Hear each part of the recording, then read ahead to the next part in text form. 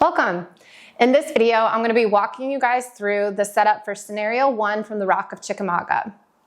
The Rock of Chickamauga is actually currently being printed and hopefully going to be on the boat relatively soon, and then we're going to start fulfilling orders for Kickstarter backers shortly after that. If you missed the Kickstarter, that's okay. The Pledge Manager is still open, and you can late pledge if you would like. If not, you can wait till the game is in stock and pick it up that way. In the meantime, I'm going to be giving you guys a lot of really cool content on the YouTube channel about the Rock of Chickamauga so that you can learn the game and learn how the game is different than a Most Fearful Sacrifice in the meantime while you're waiting on your orders. Thank you guys so much for all your support and for making this a really successful game and a Kickstarter campaign. We're excited to be able to bring you guys this awesome product. Don't forget to like and subscribe.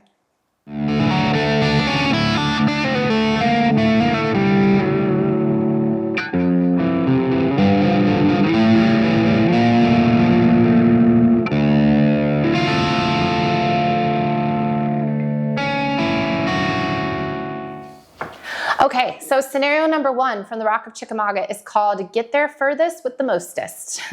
It is the opening clash on September 18th, 1863, at the start of the Battle of Chickamauga. The scenario covers the early fighting around Reed's Bridge and Alexander's Bridge, where the Confederate forces attempt to outflank the Union and cut off their path to Chattanooga. Your goal as the Confederate player, push hard and cross the creek. As the Union, delay, hold, and warn the high command. This scenario uses both maps, but in a restricted play area. In addition, instead of actually using those two maps, you can use the middle map, which is on the back of the south map instead. So you have an option between setting up those huge two maps and then restricting the boundaries, or you can actually optionally use the middle map. So let's go ahead and let's dive into the setup. All right, so you're going to want to start by laying out the full map or the middle map, depending on what you want to use. You want to mark the scenario boundaries if you do use those two maps. So that's where the border strips come in handy. So if you backed the Kickstarter and you got all of the stretch goals, then you can use those border strips, or you can use border strips for one of our other games if you would like.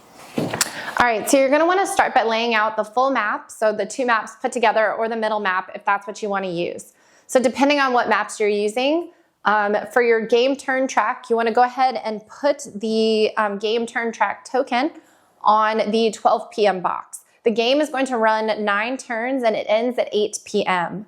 Place a hasty works marker in hex S1411. This represents a small defensive position for Wilder's cavalry. All right, next we're going to set up the Union forces, starting with the cavalry brigades.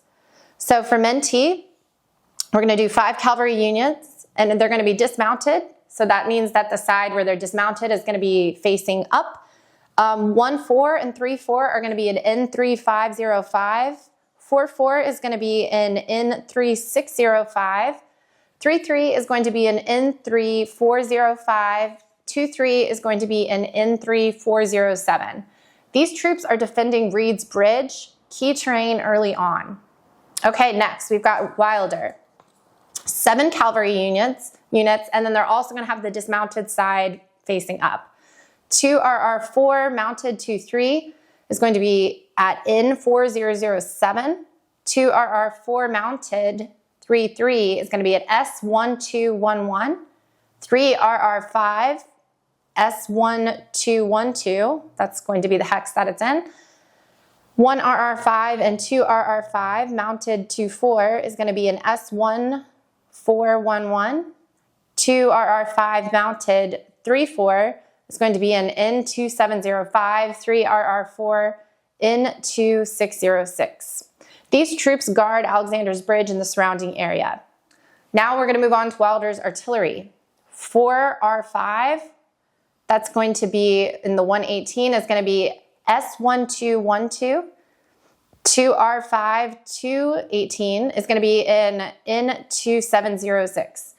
And Crook's division artillery, this is going to be 7S4 CBOT is going to be in N3407. All right, now you're ready to delay the Confederate advance. All right, now for the Confederate side. These units are advancing across Chickamauga Creek to seize the bridges. Full 10. One unit is going to be 6-4 at hex N3603. Greg is going to be 4 units, 3-3 at N3502, 6-3 at N3403, 2-4 and 3-4 at N3302. McNair, we have 2 units that are going to be at 4-4, N3601, and 8-3, N3501.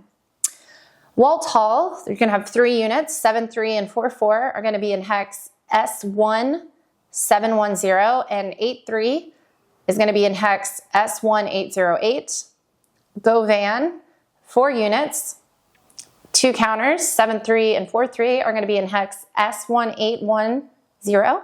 And then the next 2 units are going to be 5-3 and 4-3 in S1811. Liddell, Division Artillery, is going to be 4S3 Fowler, and that's going to be in hex S1711. These forces are split into 2 advanced thrusts, one towards each bridge. I'm not going to go too much into the reinforcements because that's going to happen as the day progresses. But let's quickly go into a couple things. Reinforcements from 7:30 to 8:30, or sorry, 7:30 to 9 o'clock. We have Union at 6 p.m. We have Dick 5-3 at S1821. At the Confederates, we have 1 p.m. We have Robertson coming in, 2 p.m. Davidson coming in as well. And then at 3 p.m. Wilson. So be sure to place these reinforcements off the map, ready to enter at the correct time. So you can go ahead and get them out and put them beside the map. Okay, let's go ahead and start building the starting card draw pile. So as you guys know, the card draw pile is really the heartbeat of the Black Swan system, and it keeps it really exciting, and you never know what's going to happen next. So for the Union, you want CIC, you want Rosencrantz. For core activation, you want Mitchell, and you want 3 event cards. You want 2 key event cards and then 1 random. You want to remove both the low ammo and both Rock of Chickamauga cards. For the Confederates, there's going to be no CIC card. Core activation, you want Hood and Walker. 3 event cards, 1 key and 2 random. And you want to remove both the low ammo and Garfield is distracted and A and V veterans. Add 1 Fog of War card to the deck. Also, place the appropriate command displays. For the Union, you want to do Crook. Confederates, you want to do B. Johnson and Liddell. Okay, let's go over a few special scenario rules that you need to remember. Wilder and Dick activate via the Rosencrantz CIC card. Ignore left wing and right wing on Confederate cards. Forest bonus activation. When the Forest card is drawn, roll 1d6. 1 through 3, infantry doesn't follow. 4 through 6, you may activate 1 JO Division Infantry Brigade. Union movement bonus. Units can move between hexes N2116 and N2120 for 3 movement points. Confederates, treat hex row N23XX as the northern map edge, no movement past it. Bridges can be damaged and destroyed and repaired by Union units. See rules for details. All right, victory conditions. Victory points are awarded each turn for control of these hexes. Reed's Bridge, N3407/ and also hex 3408 starts Union controlled. Alexander's Bridge, S1411 and 1512 starts Union controlled. Vineyard Farm at S1621 and Vineyard Alexander Road Crossroads at S1618. Union earns 1 VP per hex. Confederates earn 2 VP per hex. Casualty VP is also awarded at game's end. Awesome. Well, that's it for the setup of Scenario 1 for the Rock of Chickamauga. If you're new to the system, this is a great scenario to start with. You can start straight with the Rock of Chickamauga. You don't have to have played a Most Fearful Sacrifice. That's a much bigger scale because it's the 3 days of Gettysburg. So if you're interested in the system and maybe not interested in Gettysburg, then definitely start with the Rock of Chickamauga. If you are a huge A Most Fearful Sacrifice fan, then this is a great continuation of the series. Like I said, it's being printed now. We're really excited.